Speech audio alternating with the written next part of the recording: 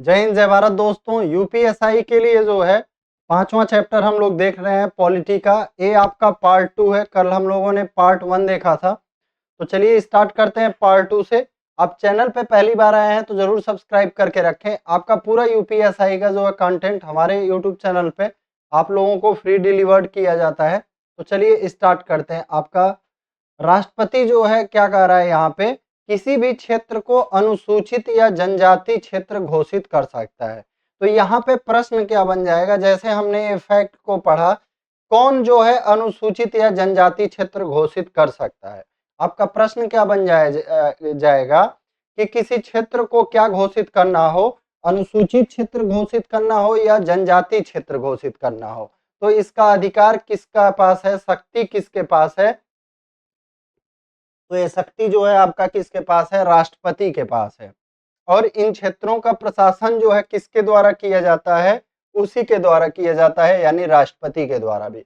आपसे ये भी प्रश्न बन जाएगा, अनुसूचित या जनजाति क्षेत्रों का प्रशासन किसके द्वारा किया जाता है? तो किसके द्वारा किया जाता है, राष्ट्रपति के द्वारा किया जाता है। राष्ट्रपति अनुसूचित जात, अनुसूचित जनजात तथा अन्य पिछड़े वर्गों के लिए एक आयोग की नियुक्ति करता है। तो राष्ट्रपति किसके किसके लिए आयोग की नियुक्ति करता है? अनुसूचित जाति, अनुसूचित जनजाति और पिछड़े वर्गों के लिए। ध्यातव्य है कि इन शक्तियों का प्रयोग राष्ट्रपति मंत्री परिषद की सलाह पर करता है। यानी ये जो शक्तियां आपको ऊपर में दी गई थी, तो जब राष्ट्रपति को प्रयोग करना होता है तो पहले मंत्री परिषद का सलाह लेता है। ऐसा नहीं है कि अपना पूरा मन का मर्जी से, नहीं, राष्ट्रपति जो है इन शक्तियों के प्रयोग में भी मंत्री परिषद का सलाह लेते हैं। चलिए आगे देखते हैं। विधायी शक्तियां। भारत का राष्ट्रपति जो होता है संघीय कार्यपालिका का संवैधानिक प्रमुख होने के साथ साथ संसद का भी अभिन्न अंग है, क्योंकि संसद का गठन 3 चीजों से मिलाकर होता है, राष्ट्रपति, लोकसभा तथा राज्यसभा। अनुच्छेद ये आपका कौन सा है, 79। तो आपसे पूछ सकता है कि संसद के गठन के बारे में किस अनुच्छेद में है, तो अनुच्छेद 79 में है। किस में है, अनुच्छेद 79 में है। किससे किससे मिला के होता है, राष्ट्रपति से, लोकसभा यानी निम्न सदन, राज्यसभा उच्च सदन। अतः राष्ट्रपति को व्यापक विधायी शक्तियां भी प्राप्त हैं जो अधिलिखित हैं। देखिए क्या क्या विधायी शक्तियां हैं। राष्ट्रपति को संसद का अधिवेशन बुलाने तथा सत्रावसान की घोषणा करने का अधिकार है। राष्ट्रपति को क्या अधिकार है, संसद का अधिवेशन बुलाने तथा सत्रावसान। सत्रावसान मतलब सत्र को अवसान, मतलब सत्र को जो है एंड करने का अधिकार किसके पास है, राष्ट्रपति के पास है। किंतु संसद के एक सत्र की अंतिम बैठक और आगामी सत्र की प्रथम बैठक के मध्य 6 माह से अधिक का अंतराल नहीं होगा। आपसे यहाँ प्रश्न क्या पूछेगा कि संसद की अंतिम बैठक, जो आपका सत्र चल रहा है इसका अंतिम बैठक और जो आगामी सत्र है उसका पहला बैठक के मध्य अधिकतम कितना अंतराल हो सकता है। यहाँ पे प्रश्न क्या बनता है कि अधिकतम कितना अंतराल हो सकता है, तो अधिकतम 6 माह का अंतराल हो सकता है। इस प्रकार राष्ट्रपति 1 वर्ष में संसद की कम से कम 2 बैठकें बुलाने के लिए बाध्य है। कितना, कम से कम उसको 2 तो बुलाना ही बुलाना पड़ेगा। वह सदनों या किसी सदन का सत्रावसान कर सकता है तथा लोकसभा को उसके नियत अवधि के पूर्व भी भंग कर सकता है। तो आपसे प्रश्न पूछा जा सकता है यहाँ पे क्या, कि राष्ट्रपति किस अनुच्छेद के अंतर्गत लोकसभा को भंग कर सकता है, तो अनुच्छेद 85 के अंतर्गत। किस अनुच्छेद के अंतर्गत, अनुच्छेद 85 के अंतर्गत जो है लोकसभा को भंग कर सकता है। और आपका यहाँ पे और क्या है, नियत अवधि के पूर्व, अनुच्छेद 85 में दिया है। चलिए बस इतना ही यहाँ प्रश्न बन सकता है। आगे देखते हैं। लोकसभा के विघटन के लिए उसे प्रधानमंत्री से परामर्श करना होता है। अगर मान लीजिए लोकसभा का विघटन है तो उसे किससे परामर्श करना होगा, प्रधानमंत्री से परामर्श करना होगा।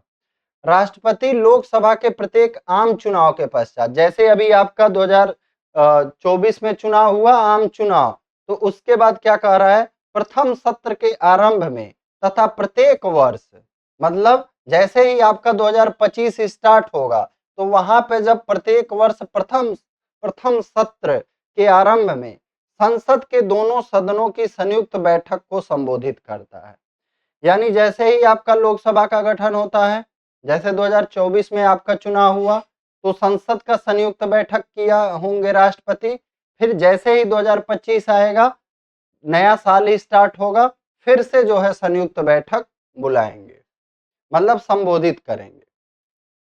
तो आपसे पूछा जा सकता है कि संयुक्त बैठक कब कब बुला सकते हैं, तो आपका प्रत्येक आम चुनाव के बाद और प्रत्येक वर्ष पहला सत्र के लिए। यदि किसी साधारण विधेयक पर संसद के दोनों सदनों में मतभेद हो, तो राष्ट्रपति ऐसे विधेयक को पास करने के लिए संयुक्त अधिवेशन बुला सकता है। लेकिन हमारा विधेयक कैसा होना चाहिए? साधारण विधेयक होना चाहिए। ऐसा नहीं है कि हमारा धन विधेयक पे नहीं, साधारण विधेयक पे। क्या कहता है अनुच्छेद 108? संयुक्त अधिवेशन की बात करता है। धन विधेयक की परिभाषा 110 में है, अनुच्छेद 110 में। धन विधेयक के संबंध में प्रक्रिया अनुच्छेद 109 में है। अनुच्छेद 108 किसके बारे में कहता है? संयुक्त विधेयक के बारे में, संयुक्त अधिवेशन के बारे में कहता है। तो संयुक्त अधिवेशन किसके लिए बुलाया जाएगा? अनुच्छेद 108 के लिए। आपको याद रखना है कौन सा? साधारण विधेयक के लिए। किसके लिए? साधारण विधेयक के लिए। चलिए आगे बढ़ते हैं। राज्यसभा में साहित्य, विज्ञान, कला और समाज सेवा के क्षेत्र में विशेष ज्ञान या अनुभव रखने वाले व्यक्तियों को प्रतिनिधित्व देने के लिए राष्ट्रपति द्वारा 12 सदस्य मनोनीत किए जाते हैं। यह किस अनुच्छेद में है? अनुच्छेद 80 में। अनुच्छेद 80 आपका राज्यसभा के बारे में है। किसके बारे में है? अनुच्छेद 80 जो है आपके किसके बारे में है? राज्यसभा के बारे में है। राज्यसभा में साहित्य, विज्ञान, कला और समाज सेवा के क्षेत्र में विशेष ज्ञान या अनुभव रखने वाले व्यक्तियों को प्रतिनिधित्व देने के लिए राष्ट्रपति क्या करता है? 12 सदस्यों को मनोनीत करता है। अनुच्छेद 80 राज्यसभा।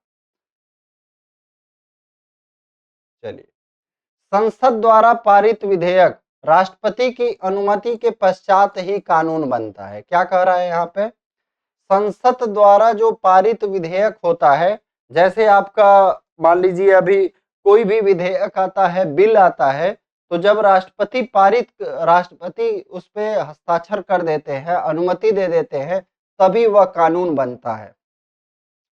धन विधेयक तथा संविधान संशोधन विधेयक को छोड़कर अन्य विधेयकों को राष्ट्रपति संसद को पुनर्विचार के लिए लौटा सकता है। इनको क्यों नहीं लौटा सकता है? बात समझिए। क्योंकि जब आपका संविधान संशोधन विधेयक लाना होता है या धन विधेयक, तो ये राष्ट्रपति की पूर्व अनुमति से लाया जाता है। जैसे मान लो मैं पूछ लिया कि मैं मार्केट जाऊं, तो आपने परमिशन दे दिया, हाँ मार्केट जाओ।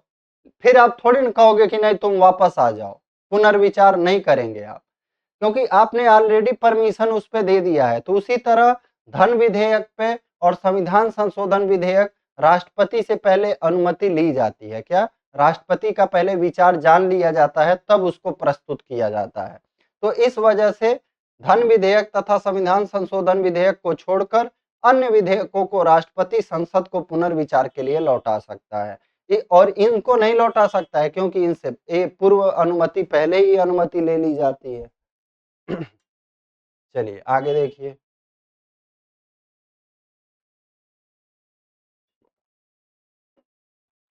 जब राज्य विधानमंडल द्वारा पारित किसी विधेयक को राज्यपाल अनुच्छेद 200 के तहत राष्ट्रपति के विचार के लिए सुरक्षित कर लेता है।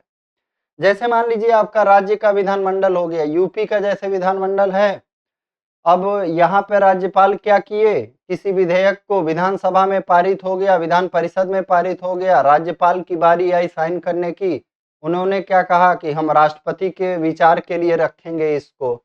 तब राष्ट्रपति विधेयक पर अनुमति देता है अथवा अनुमति रोक लेता है, अथवा राज्यपाल को यह निर्देश देता है कि विधेयक यदि वह धन विधेयक नहीं हो तो राज्य विधानमंडल को पुनर्विचार हेतु वापस भेज दे। तो राष्ट्रपति क्या क्या कर सकता है? अनुमति दे सकता है, अनुमति नहीं दे सकता है, या पुनर्विचार हेतु वापस भेज सकता है। लेकिन अगर धन विधेयक है तो पुनर्विचार हेतु वापस, मतलब तब तो कोई बात ही नहीं है। धन विधेयक है तो धन विधेयक नहीं हो तभी होगा ऐसा, ठीक है। चलिए आगे बढ़ते हैं। कुछ विधेयकों को संसद में प्रस्तुत किए जाने के पहले राष्ट्रपति की पूर्व सहमति आवश्यक होती है। मैंने आपको पहले ही बताया, ऐसे विधेयक जिन्हें राष्ट्रपति की पूर्वानुमति आवश्यक है कौन कौन से हैं, देखिए। धन विधेयक अनुच्छेद 110, कौन सा हो गया? धन विधेयक अनुच्छेद 110। किसी नए राज्य का निर्माण या वर्तमान राज्य के क्षेत्र सीमा या नाम में परिवर्तन करने वाले विधेयक, यानी अनुच्छेद 3 से संबंधित विधेयक जो हैं, ये भी राष्ट्रपति से क्या किया जाता है? पूर्व अनुमति लिया जाता है। जो आपके अनुच्छेद 3 से संबंधित विधेयक हैं, इनको भी करने से पहले क्या किया जाता है? राष्ट्रपति का अनुमति लिया जाता है। पहला क्या हो जाएगा आपका? धन विधेयक अनुच्छेद 110। दूसरा क्या हो जाएगा? किसी नए राज्य का निर्माण या वर्तमान राज्य के क्षेत्र या सीमा या नाम में परिवर्तन करने वाले विधेयक। तीसरा, ऐसा विधेयक जो भारत की संचित निधि से व्यय करने से संबंधित है किंतु धन विधेयक नहीं है, अनुच्छेद 117। कौन सा अनुच्छेद? 117। तो तीसरा भी याद रखिएगा, ऐसा विधेयक जो भारत की संचित निधि से व्यय करने से संबंधित है लेकिन धन विधेयक नहीं है। चौथा, भूमि अधिग्रहण से संबंधित विधेयक। अब आ जाते हैं आगे, हम लोग आगे देखते हैं। अध्यादेश जारी करने की शक्ति। अध्यादेश जारी करने की शक्ति किस अनुच्छेद में है? अनुच्छेद 123 के अंतर्गत राष्ट्रपति को है और 213 के अंतर्गत राज्यपाल को है। तो ये चीज ध्यान देना, 123 में राष्ट्रपति को, 213 में राज्यपाल को। राष्ट्रपति द्वारा जारी अध्यादेश का वही प्रभाव व बल होता है जो संसद के अधिनियम का होता है। यानी जैसे मान लीजिए संसद का कोई अधिनियम बनता है, उसका प्रभाव होता है, इफेक्ट होता है, वैसे ही राष्ट्रपति के अध्यादेश का भी वही प्रभाव होता है। लेकिन ऐसा अध्यादेश संसद के प्रत्येक सदन के समक्ष अनुमोदन के लिए रखा जाएगा। जैसे मान लीजिए राष्ट्रपति का अध्यादेश आया तो उसको संसद के प्रत्येक सदन के समक्ष, यानी लोकसभा के भी सामने रखा जाएगा, राज्यसभा के सामने भी रखा जाएगा। और यदि संसद के पुनः समवेत होने के 6 सप्ताह के भीतर दोनों सदनों द्वारा इसका अनुमोदन नहीं कर दिया जाता है तो यह प्रवर्तन में नहीं रहेगा। तो ये प्रश्न पूछता है, ये ध्यान रखिएगा, कितना सप्ताह के भीतर? 6 सप्ताह के भीतर। कितना सप्ताह के भीतर? 6 सप्ताह के भीतर दोनों सदनों द्वारा अनुमोदन किया जाना चाहिए। तो आपको याद रखना है, राष्ट्रपति का जो अध्यादेश होता है, आपसे पूछा जाएगा संसद के दोनों सदनों के समक्ष कितने सप्ताह में जो है अनुमोदन मिलना चाहिए। तो 6 सप्ताह में जो है अनुमोदन मिलना चाहिए। संसद के दोनों सदनों द्वारा पारित अध्यादेश राष्ट्रपति के अनुमति के बाद अधिनियम बन जाता है। चलिए आगे देखते हैं। उल्लेखनीय है कि यदि संसद का एक सदन सत्र में हो तब भी अध्यादेश जारी किया जा सकता है क्योंकि एक सदन विधि बनाने के लिए सक्षम नहीं है। इसका मतलब क्या हुआ? अगर मान लीजिए एक सदन भी सत्र में नहीं है, बाय द वे आपका लोकसभा सत्र में नहीं है, तब भी राष्ट्रपति अध्यादेश जारी कर सकते हैं क्योंकि अकेले राज्यसभा आपका विधि नहीं बना सकता है। क्या? अकेले, चाहे लोकसभा हो गया चाहे राज्यसभा, अकेले विधि नहीं बना सकते हैं। तो इस वजह से राष्ट्रपति का अध्यादेश अगर मान लीजिए सिर्फ राज्यसभा प्रचलन में है तब भी आपका आ सकता है। आगे बढ़ते, न्यायिक शक्तियां। संविधान के अनुच्छेद 50 के तहत न्यायपालिका को कार्यपालिका से पृथक रखा गया है। आप जब डीपीएसपी पढ़ रहे थे तो वहां पे देखे थे न्यायपालिका का कार्यपालिका से पृथक्करण किस अनुच्छेद में है? अनुच्छेद 50 में है। अतः राष्ट्रपति को न्याय प्रबंधन के क्षेत्र में प्रत्यक्ष हस्तक्षेप का कोई विशेष अधिकार नहीं है किंतु फिर भी उसे कुछ न्यायिक शक्तियां प्राप्त हैं। जैसे आपका अनुच्छेद 50 में क्या आ गया है कि कार्यपालिका न्यायपालिका से पृथक होगा, लेकिन यहाँ पे देखिए राष्ट्रपति को अधिकार प्राप्त है। ठीक है, देखिए क्या अधिकार प्राप्त है? न्यायिक शक्तियां। क्षमादान की शक्ति। क्षमादान की शक्ति क्या है? अनुच्छेद 72 के तहत राष्ट्रपति को क्षमादान की शक्ति प्रदान की गई है। तो आपसे प्रश्न पूछा जाएगा, किस अनुच्छेद के तहत जो है राष्ट्रपति को क्षमादान की शक्ति प्राप्त है? अनुच्छेद 72 के तहत। अतः राष्ट्रपति किसी अपराध के लिए दोष सिद्ध व्यक्ति को दंड को क्षमा कर सकता है और क्या क्या कर सकता है? प्रविलंबन, परिहार, विराम या लघुकरण कर सकता है। वह अपनी इस शक्ति का प्रयोग मंत्री परिषद की सलाह पर करता है। यानी आपने देखा, पहले भी जो राष्ट्रपति को शक्ति मिली थी वहां भी सलाह लेता था, यहाँ भी राष्ट्रपति क्षमादान की शक्ति में भी अब मंत्री परिषद का सलाह लेगा, तब जाके क्षमादान कर पाएगा। यानी जहां जहां राष्ट्रपति को शक्ति दिया गया, मंत्री परिषद से सलाह लेना ही पड़ रहा है। क्या मतलब है भाई? चलो, अनुच्छेद 161 के अधीन राज्यपाल को भी क्षमादान की शक्ति प्राप्त है। जैसे अनुच्छेद 72 के तहत राष्ट्रपति को है, वैसे ही अनुच्छेद 161 के तहत राज्यपाल को है। आगे आ जाते हैं, परामर्श का अधिकार। अनुच्छेद 143 के तहत राष्ट्रपति को उच्चतम न्यायालय से परामर्श का अधिकार दिया गया है। किस अनुच्छेद के तहत जो है राष्ट्रपति परामर्श ले सकते हैं? डायरेक्ट आपसे क्वेश्चन पूछा जा सकता है, तो अनुच्छेद 143 के अंतर्गत।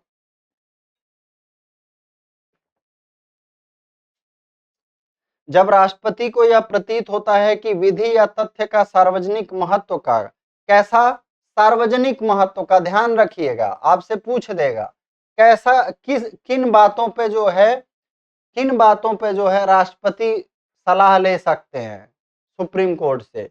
तो जब कोई विधि या तथ्य का सार्वजनिक महत्व का कोई ऐसा प्रश्न उत्पन्न हुआ है जिस पर उच्चतम न्यायालय की राय प्राप्त करना आवश्यक है, तब वह उस प्रश्न को उच्चतम न्यायालय को राय के लिए भेजता है, किंतु वह उच्चतम न्यायालय को राय मानने के लिए बाध्य नहीं है। अब मान लीजिए उच्चतम न्यायालय कोई राय दिया, लेकिन वह बाध्य नहीं है, और उच्चतम न्यायालय भी नहीं बाध्य है कि वह राय दे ही।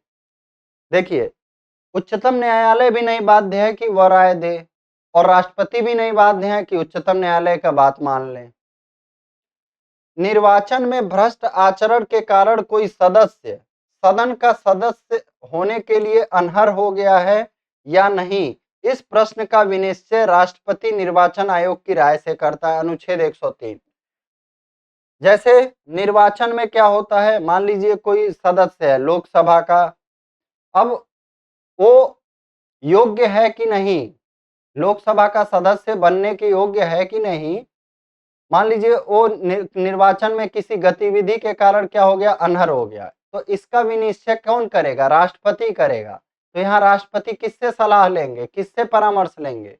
मंत्री परिषद से नहीं लेंगे, यहाँ पे जो है निर्वाचन आयोग से सलाह लेंगे। किससे लेंगे? निर्वाचन आयोग की राय से करता है। किस अनुच्छेद में? अनुच्छेद 103। राष्ट्रपति को अनुच्छेद 124 के तहत उच्चतम न्यायालय तथा अनुच्छेद 217 के तहत उच्च न्यायालय के न्यायाधीशों की नियुक्ति का अधिकार है। तो दोनों अनुच्छेद याद रखिएगा। आपसे क्वेश्चन क्या पूछेगा, किस अनुच्छेद के तहत जो है राष्ट्रपति उच्चतम न्यायालय के न्यायाधीशों की नियुक्ति करते हैं? अनुच्छेद 124। फिर क्या प्रश्न बनेगा, किस अनुच्छेद के तहत राष्ट्रपति हाई कोर्ट के न्यायाधीशों की नियुक्ति करते हैं? तो आपका क्या हो जाएगा? 217। क्या हो जाएगा? 217। अब आ जाते हैं हम लोग वित्तीय शक्तियां देखते हैं। राष्ट्रपति को वित्तीय क्षेत्र में भी कुछ महत्वपूर्ण शक्तियां प्राप्त हैं। कौन कौन सी हैं? राष्ट्रपति प्रत्येक वित्तीय वर्ष के प्रारंभ में संसद के दोनों सदनों के सम्मुख भारत सरकार की उस वर्ष के लिए आय और व्यय का विवरण, बजट रखवाता है। अनुच्छेद 112। अनुच्छेद 112 किससे संबंधित है? आपका वार्षिक वित्तीय विवरण से। तो प्रश्न क्या बनेगा, प्रत्येक सदन के समक्ष जो है वार्षिक वित्तीय विवरण यानी बजट को कौन रखवाता है? तो कौन रखवाता है? राष्ट्रपति रखवाते हैं। उसकी आज्ञा के बिना धन विधेयक अथवा वित्त विधेयक और अनुदान मांगे लोकसभा में प्रस्तुत नहीं की जा सकती है, प्रस्तावित या प्रस्तुत नहीं की जा सकती है बिना राष्ट्रपति के पूर्व अनुमति के। चाहे धन विधेयक हो गया अथवा वित्त विधेयक हो गया या अनुदान मांगे हो गई, क्या अनुदान मांगे हो गई, इनको लोकसभा में प्रस्तुत नहीं किया जा सकता है। भारत की आकस्मिक निधि पर भी उसका नियंत्रण होता है। क्या कह रहा है? भारत की जो आकस्मिक निधि होती है उस पर भी उसका नियंत्रण होता है। वह आकस्मिक व्यय के लिए इस निधि से धनराशि दे सकता है। इसके लिए बाद में संसद की स्वीकृति आवश्यक होती है। क्या? इसके लिए बाद में संसद की स्वीकृति आवश्यक होती है। तो यहाँ पे देखिए क्या है, आकस्मिक निधि से पैसा निकालना हो तो किसका पूर्व अनुमति? उसका राष्ट्रपति का, और बाद में जो है संसद से स्वीकृति आवश्यक होता है। उसे एक वित्त आयोग कौन अनुच्छेद 280 करने का भाई अधिकार है। यहाँ पे लिखा हुआ है अनुच्छेद 280 कट गया है।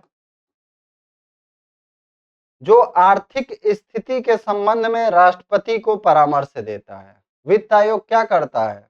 देखिए, आर्थिक स्थिति के संबंध में राष्ट्रपति को परामर्श देता है। चलिए, सैन्य शक्तियां देखा जाए। भारत का राष्ट्रपति तीनों सेनाओं, थल सेना, वायु सेना तथा नौसेना का प्रधान सेनापति होता है। किस अनुच्छेद में कहा गया है? अनुच्छेद 53 का 2 में कहा गया है।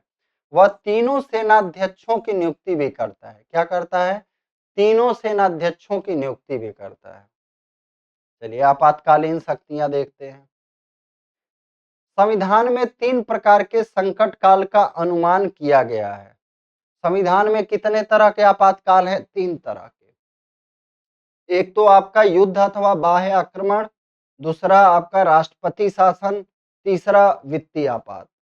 352, 356, 360। संविधान में 3 प्रकार के संकट काल का अनुमान किया गया है, जिनके लिए राष्ट्रपति को विस्तृत संकटकालीन अधिकार प्रदान किए गए हैं। राष्ट्रपति निम्न 3 प्रकार के संकट या आपात की उद्घोषणा कर सकता है।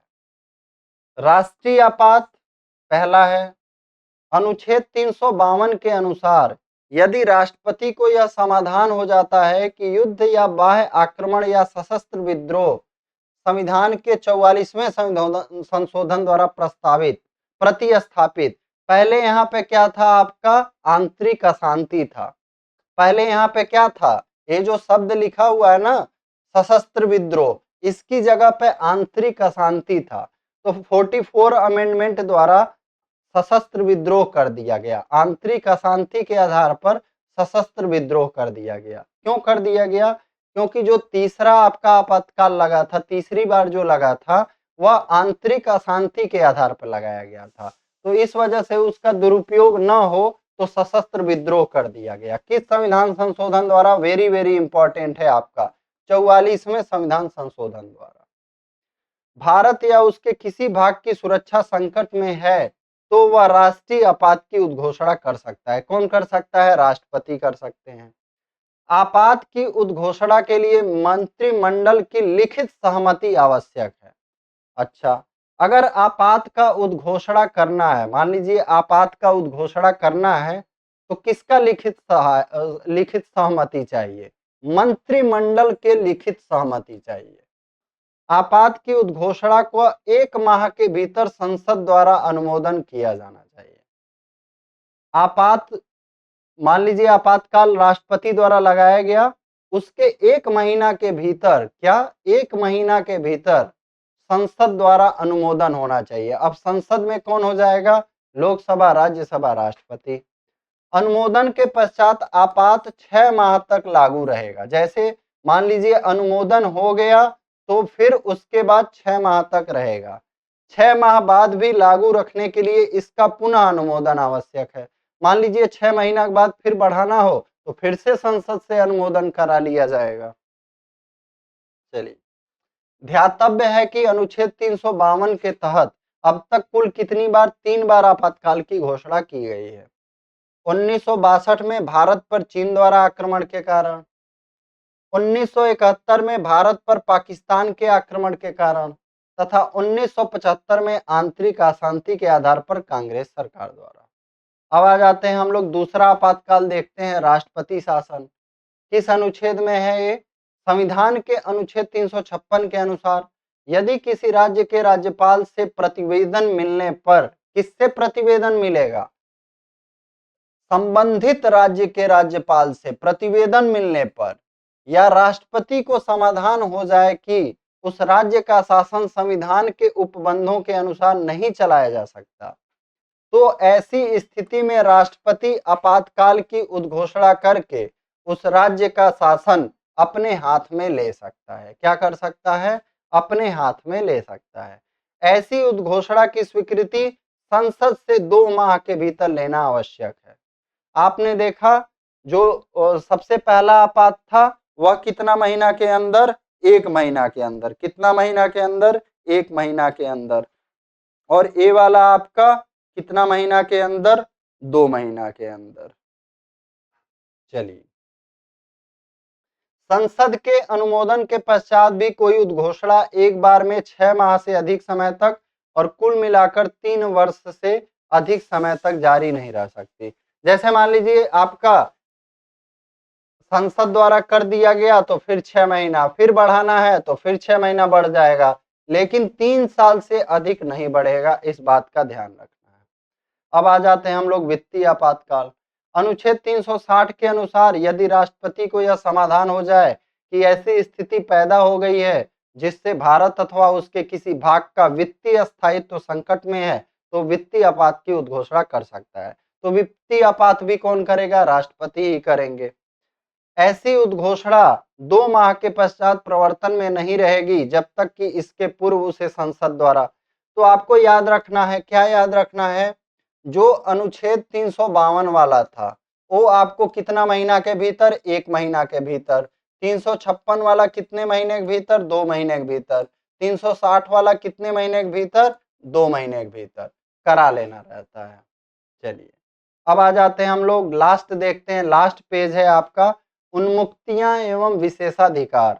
संविधान के अनुच्छेद 361 के तहत भारत के राष्ट्रपति व राज्यपालों को कई उन्मुक्तियां तथा विशेषाधिकार प्रदान की गए हैं। तो आपको याद रखना है राष्ट्रपति तथा राज्यपाल को किस अनुच्छेद के अंतर्गत उन्मुक्तियां तथा विशेषाधिकार हैं? अनुच्छेद 361 के अंतर्गत। चलिए, राष्ट्रपति या राज्यपाल को अपने पदीय कर्तव्यों के निर्वहन में किए गए कार्यों के लिए किसी न्यायालय में उत्तरदायी नहीं ठहराया जा सकता। तो ये भी याद रखना है, किसको किसको? राष्ट्रपति या राज्यपाल जब अपने पद पर रहते हैं और कर्तव्यों को पालन करते हैं तो उस कर्तव्यों के निर्वहन में किसी भी न्यायालय में उत्तरदायी नहीं ठहराया जाएगा। राष्ट्रपति या राज्यपाल के विरुद्ध उसकी पदावधि के दौरान कोई भी दांडिक कार्रवाई न तो संस्थित की जाएगी और न ही चालू रखी जाएगी। राष्ट्रपति या राज्यपाल के विरुद्ध उनकी पदावधि के दौरान उनकी गिरफ्तारी या कारावास के लिए किसी न्यायालय द्वारा कोई आदेशिका जारी नहीं की जाएगी। तो आपसे रिक्वेस्ट रहेगा फ्रेंड्स, आप वीडियो को जरूर शेयर करिएगा, ठीक है, लाइक भी जरूर करिएगा और अपने दोस्तों के पास जो है हमारा चैनल को जरूर शेयर करिएगा। जय हिंद, जय भारत।